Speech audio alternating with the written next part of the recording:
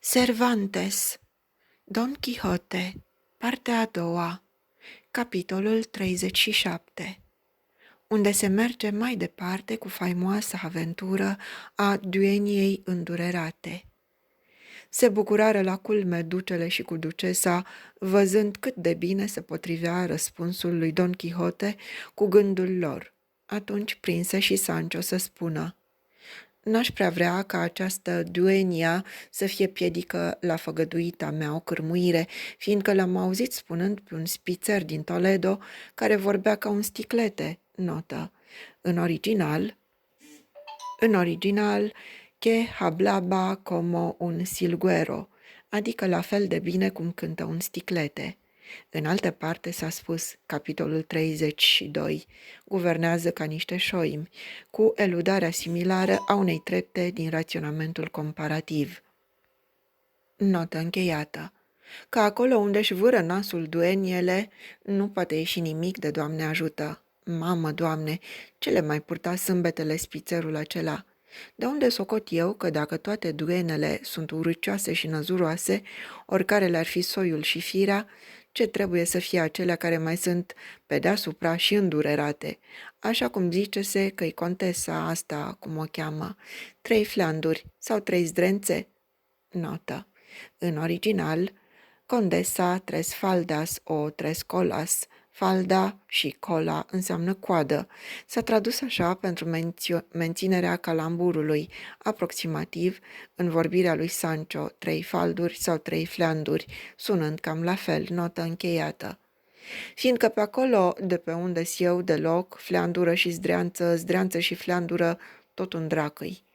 Nu mai tot vorbi, dragă Sancho, zise Don Quixote, că dacă această duenia vine ca să mă caute tocmai de peste 9 mări și 9 țări, nu trebuie să fie din acelea care intrau în socoteala spițerului, cu atât mai mult că asta e și contesă și, când contesele fac slujbă de duenia, apoi să știi că or fi slujind numai la crăiese și la împărătese, fiindcă în casa lor ele sunt întru totul stăpâne și se slujesc de alte duenie.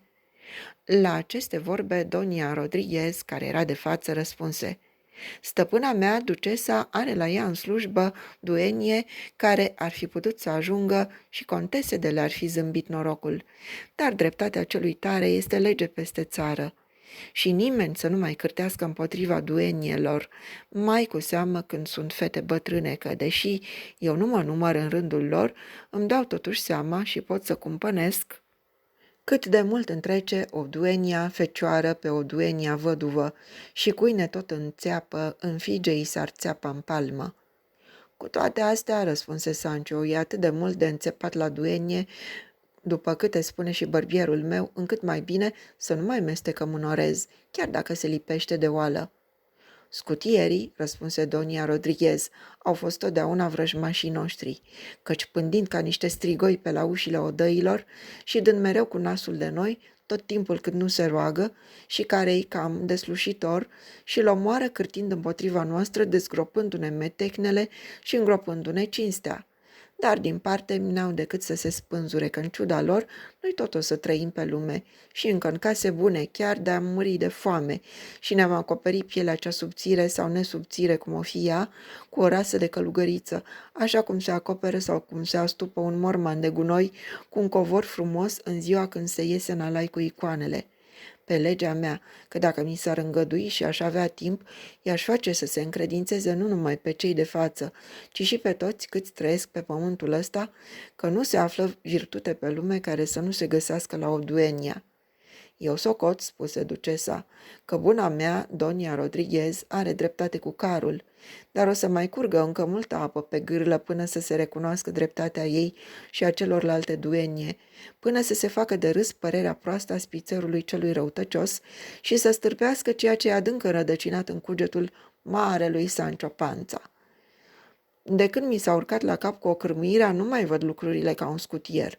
Și cu toate astea tot nu dau nicio ceapă degerată, pe câte duenie s-or afla pe lume.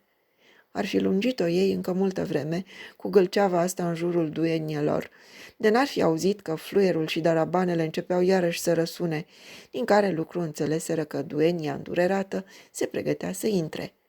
Îl întrebă ducesa pe duce dacă n-ar fi bine să iasă într-un întâmpinare, deoarece era contesă și obraz subțire. Întrucât e contesă, răspunse Sancho, mai înainte de a da ducele răspunsul. Socot că măriile voastre ați face bine să ieșiți într-o întâmpinare, dar întrucât mai este și duenia, chitesc eu că nici cu un pas n-ar trebui să vă clintiți din loc.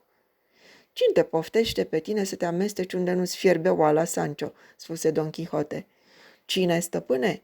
Iacă, eu mă poftesc și pot să mă poftesc în bună pace ca scutier ce-am învățat bunele rânduieli ale curteniei la școala luminăției tale, care ești cel mai curtenitor și cel mai bine crescut cavaler din toți cei dedați la viața curtenească. Și când e vorba de asta, după câte te-am auzit pe luminăția ta spunând, mai bine-i să sări peste șa decât să te poticnești.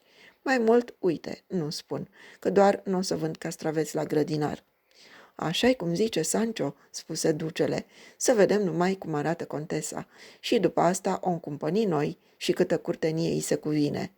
Între acestea intrară toboșarii și cel cu fluierul, ca și de prima dată, și aici povestitorul puse capăt acestui scurt capitol și îl început pe celălalt istorisind mai departe aceeași aventură, care e una dintre cele mai vrednice de luare aminte din toată povestea.